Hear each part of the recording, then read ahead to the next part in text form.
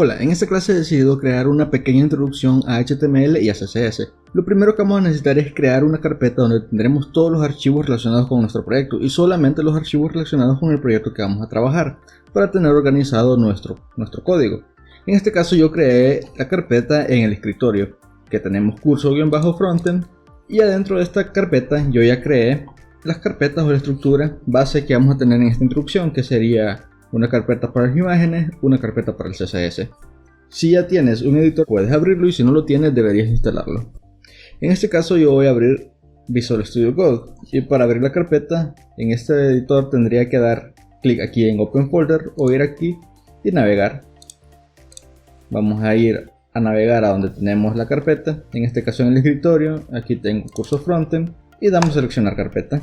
Una vez seleccionada la carpeta damos en este icono y aquí tenemos la estructura del proyecto. Observamos la carpeta CSS, la carpeta image y aquí la imagen que está dentro de esta carpeta. Lo primero que vamos a hacer es crear el archivo HTML. Todos los archivos HTML tienen esa extensión .html. En este caso voy a crear un index. ¿Y por qué index? Index porque es una convención que todos los servidores sirven el archivo index.algo, index.html, index.php.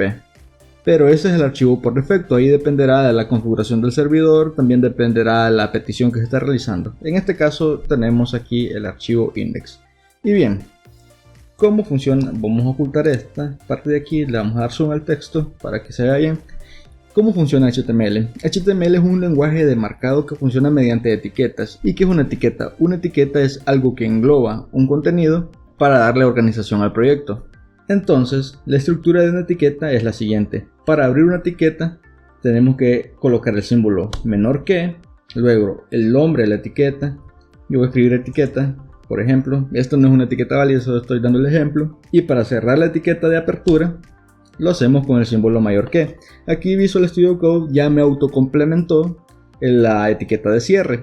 Esta es una de las ventajas de utilizar un editor de código en vez de el bloc de notas, por ejemplo, que no tiene todas estas herramientas necesarias. Bien, si nos fijamos bien aquí, tenemos que la etiqueta de apertura solamente se inicia con el símbolo menor que, el nombre de la etiqueta, y se cierra con el símbolo mayor que.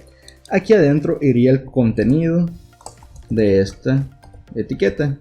Aquí podría ir texto dependiendo de la etiqueta o podrían ir incluso más etiquetas HTML. Aquí para cerrar, para determinar el final de esta etiqueta, se tiene que hacer una etiqueta de cierre que se hace de la siguiente manera. Para iniciarla tendríamos que escribir el símbolo menor que, luego pleca, el nombre de la etiqueta y el símbolo mayor que. Aquí anotamos la diferencia, cómo se hace una etiqueta de apertura y cómo se hace una etiqueta de cierre. Las etiquetas pueden ir anidándose, por ejemplo, podría ser una etiqueta hijo que también se cerraría de la misma forma. Ok. Vamos a borrar esto. Y esta sería una anidación de etiquetas, que esta sería la etiqueta padre y esta sería la etiqueta hijo.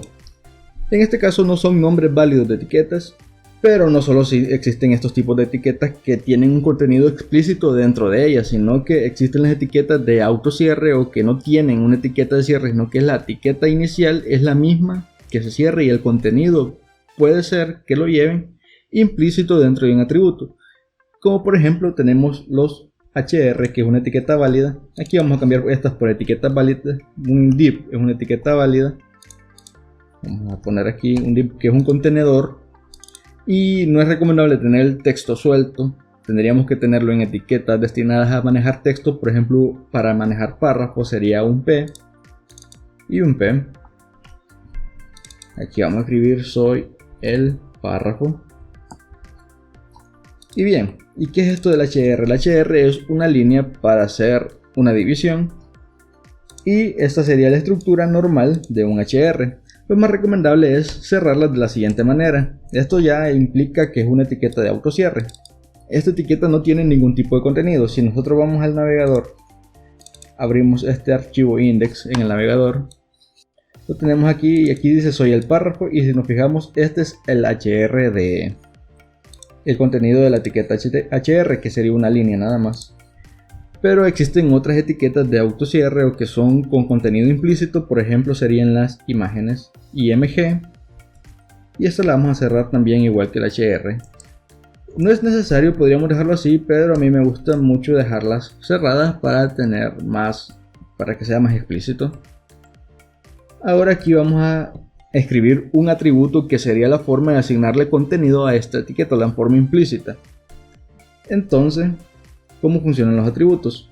Los atributos funcionan con un nombre, por ejemplo src, y puede ser que tengan un valor. Hay atributos que no deben tener valor o no tienen valor, sino que solo son el nombre del atributo.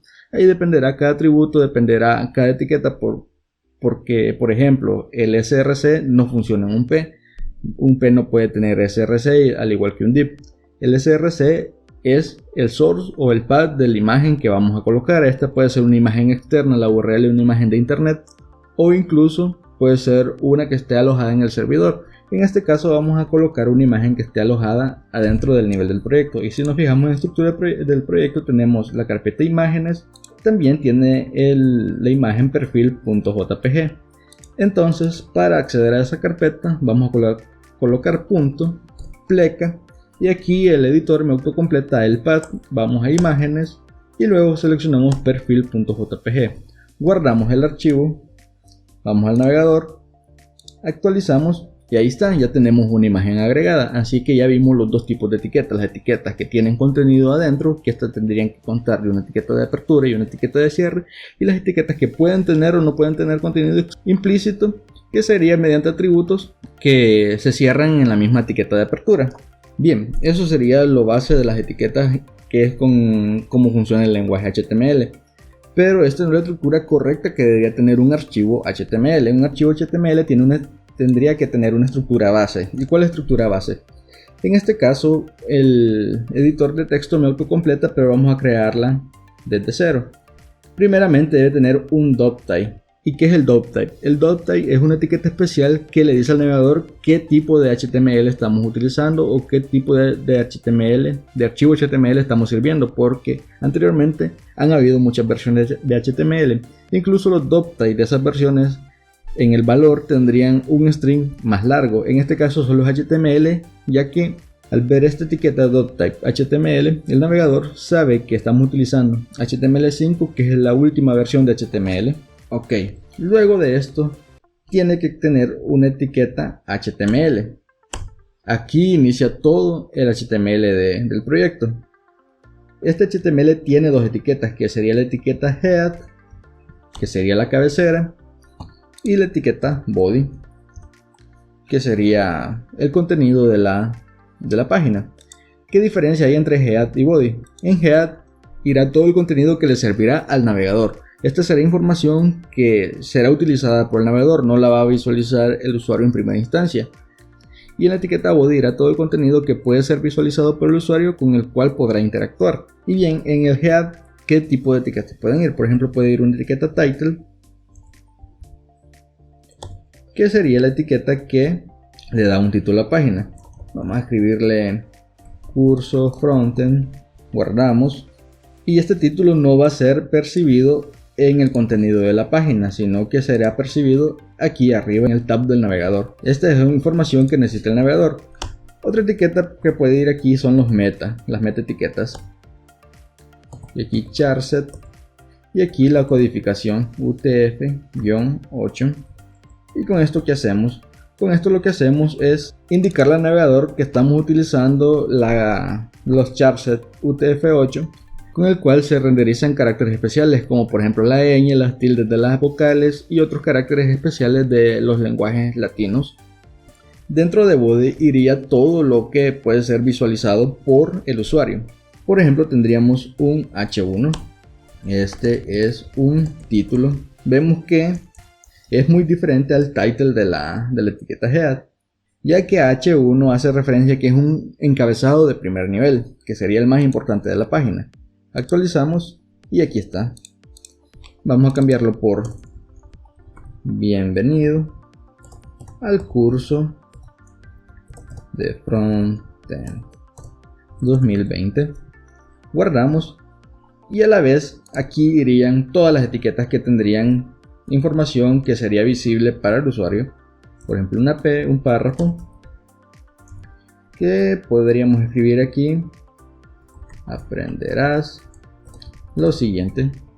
Aquí podríamos poner un UL que sería una lista no ordenada y un LI. HTML. Vamos a duplicar esta fila. Si estás utilizando Visual Studio Code con Shift Alt y la tecla hacia abajo, duplicamos la fila. CSS y JavaScript. Guardamos. Vamos al navegador, actualizamos y aquí está todo lo que hemos escrito, visualizado en el contenido de la página, que está dentro de la etiqueta body. Y bien, esto sería la estructura base de un archivo HTML. Pero con estas simples etiquetas no bastaría, tendríamos que utilizar muchas etiquetas semánticas que son propias de HTML5 que iremos viendo en el curso. Ahora, CSS, ¿cómo funciona? Primeramente vamos a agregar un archivo aquí, CSS. Y este archivo CSS es información para el navegador. Entonces, ¿en qué parte debería ir? ¿Debería ir en el body o debería ir en el head? Pues claramente en el head. Entonces, ¿cómo agregamos un archivo externo de CSS? Tenemos la etiqueta link y aquí el navegador con un plugin que se llama Element agrega ya autocomplementados y aquí vemos que el link hace referencia o es relacionado a un style sheet y hace referencia a un path.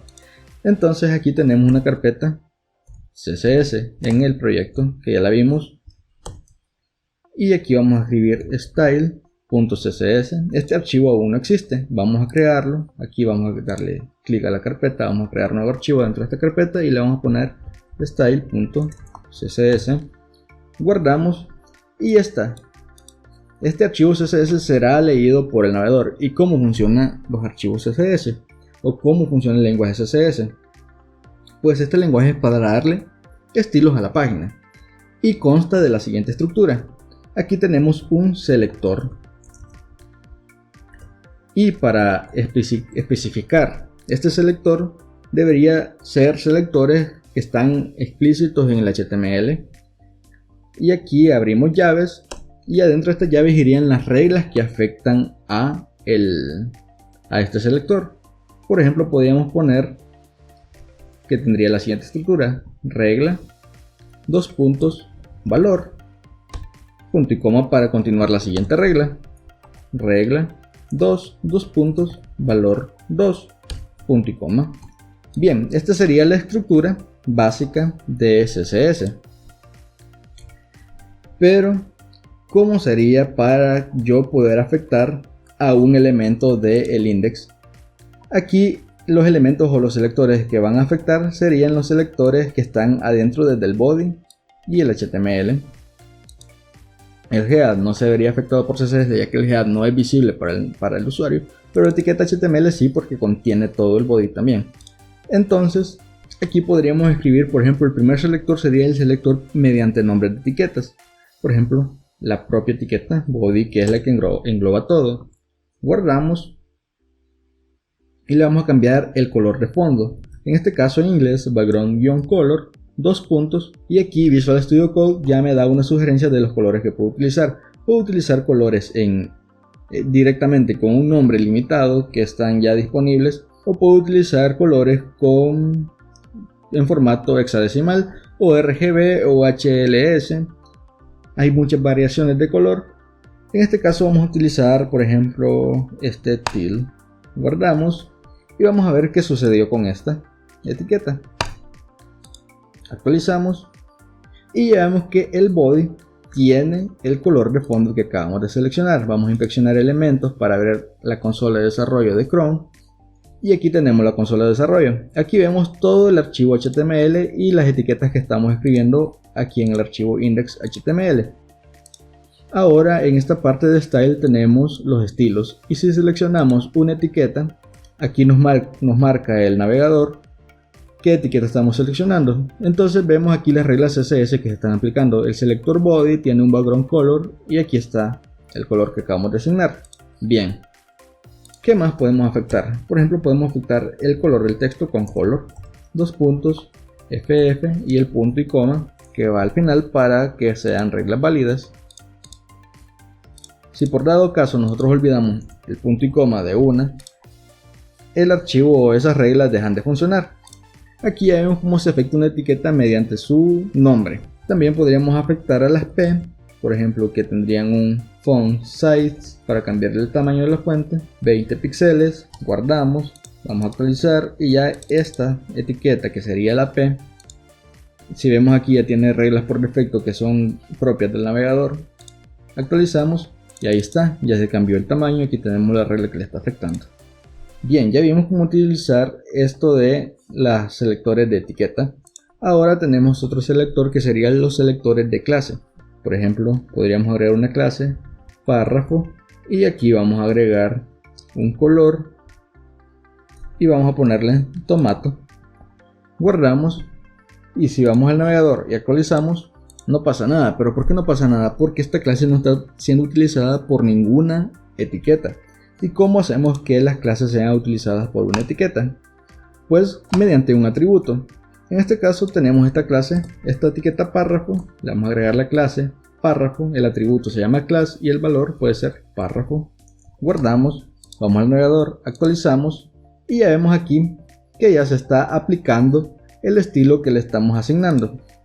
Este atributo de clase puede recibir un valor o una clase o varias clases. Entonces, ¿cómo agregamos la siguiente clase? Separadas por espacio. El nombre de una clase se maneja con ciertas reglas.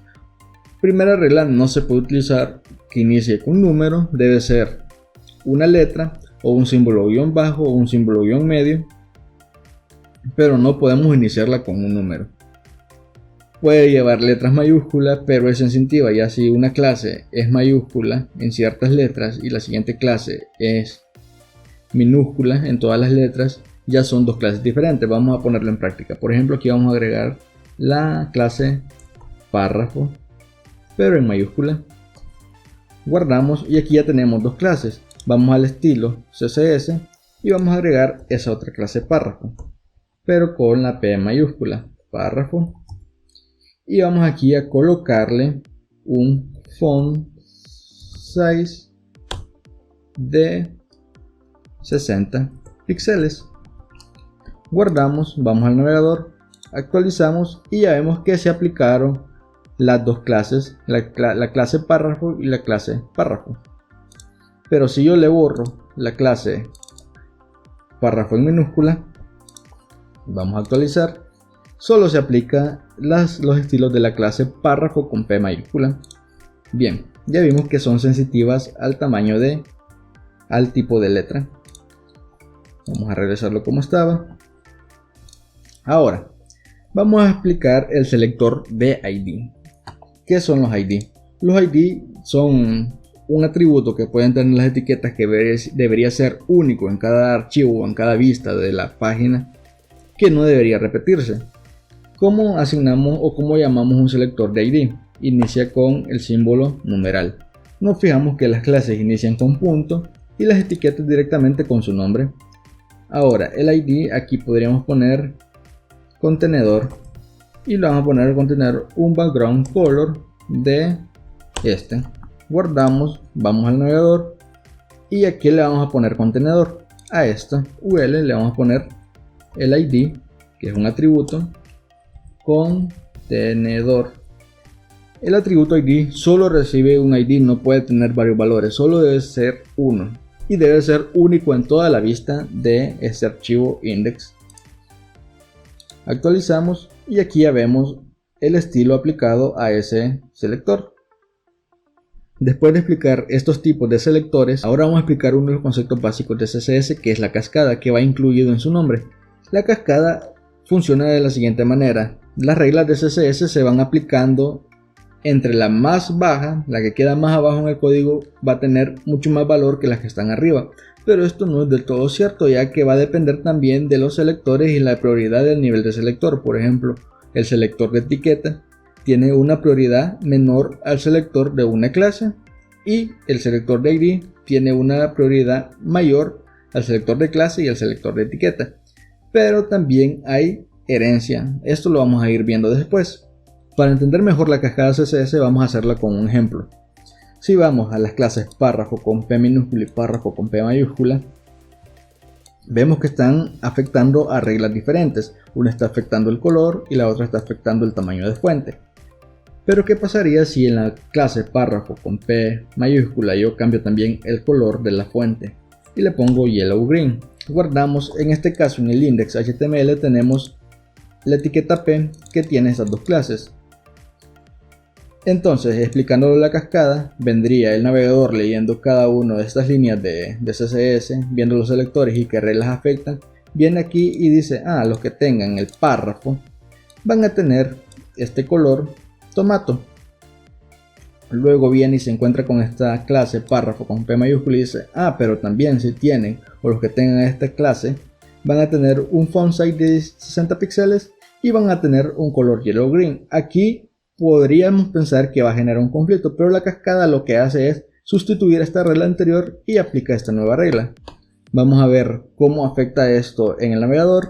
Vemos aquí que en un principio tiene el color del párrafo en P minúscula, pero si actualizamos vemos que ya tiene el color del párrafo en P mayúscula. Aquí vemos el comportamiento de la cascada. Empieza el archivo, lee la línea número 11 que ve que los párrafos tienen que tener un font size de 20, pero viene la línea número 15 que tiene la clase párrafo, dice que el color debe ser tomato.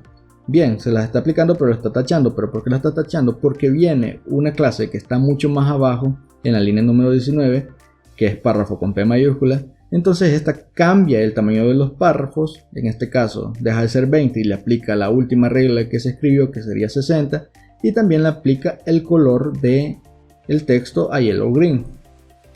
Bien, este sería un ejemplo básico de cómo funciona la cascada CSS. Pero si nos fijamos, aquí está sustituyendo el tamaño de la fuente por el tamaño de la fuente que está en párrafo P mayúscula. Si movemos esta etiqueta párrafo hasta aquí, ¿qué cree que pase? Yo expliqué que entre más específico sea el selector, mucho más peso va a tener. En este caso estamos diciendo que las etiquetas P tengan ese estilo, pero también estamos diciendo que las clases o las etiquetas que tengan la clase párrafo con P mayúscula tengan el font size de 60. Entonces, ¿ustedes qué creen que va a tomar el navegador? ¿Va a tomar la etiqueta genérica que afecta a todos los párrafos que tengan un font size de 20, o va a tomar la regla anterior que está mucho más específica porque es una clase que tenga el font size de 60? Vamos a verlo, vamos a comprobarlo y actualizamos, y efectivamente vemos aquí en los estilos que a pesar que la etiqueta P, la regla de font size 20, está en la línea 22, la que está en la línea 17, que es la clase que tiene mucha más especificación, un selector mucho más específico, tenga el color yellow green. Entonces aquí vemos que la especificación de la clase, ya que está hecha para que afecte a ciertos elementos que tengan esa clase nada más, queda mucho más específico que una simple etiqueta que sea un párrafo. Ahora, entre los ID y las clases, el ID gana, porque el ID es mucho más específico, ya que debería haber solamente un ID. Vamos a comprobar esto. Si yo escribo aquí un ID importante, en medio la etiqueta párrafo, y cambio el color a violet, vamos a cambiarlo a violet, vamos a seleccionarlo aquí y guardamos este ID, lo vamos a agregar a la etiqueta párrafo.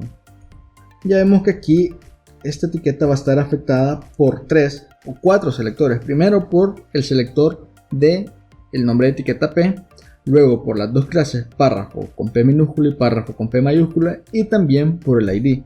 Importante. Guardamos. Analicemos un poco. Viendo cómo trabaja la cascada normal de CSS, pensaríamos que podría ser que yellow green sería el color final del párrafo, pero nada más lejos de la realidad, ya que el ID es mucho más relevante que los nombres de las clases, ya que el ID es un elemento que debería ser único en el archivo HTML. Vamos a dar guardar, vamos al navegador y sabemos ahorita está en color yellow green porque es la última regla CSS que se está aplicando. Actualizamos y tarán, ahora está en violet, a pesar de que el color del ID o el selector importante está en la línea 17 y los otros están afectados por el selector párrafo que está en la línea 21. ¿Por qué? Ya lo dije, por la especificidad, que sería otro de los conceptos de CSS. ¿Y qué es la especificidad? La especificidad es la forma en la que los navegadores interpretan cuáles son los selectores más importantes. Entre más específico sea un selector, más importante o más relevante serán para aplicar los estilos. Ahora vamos a ver el siguiente concepto, que sería el de herencia. ¿Y qué es la herencia? Por ejemplo, aquí tenemos el ID contenedor, que sería el ID que tiene el UL. Entonces vamos a afectar a los LI, los elementos LI en general de cualquier lista. Vamos a ponerle que estos tengan un background color de yellow y un text, un color de red. Guardamos, vamos al navegador, actualizamos y ahí está, correctamente se está aplicando los estilos que nosotros acabamos de agregar. Pero ¿qué pasaría si en vez de asignarle el color a este selector de LI, se lo asignamos directamente a el contenedor? Le vamos a cambiar el color a blue. Guardamos, vamos a ir al navegador y actualizamos. Vemos aquí que si vamos al LI no tenemos un color y aún así nos está pintando el color azul en los textos. ¿Esto por qué pasa?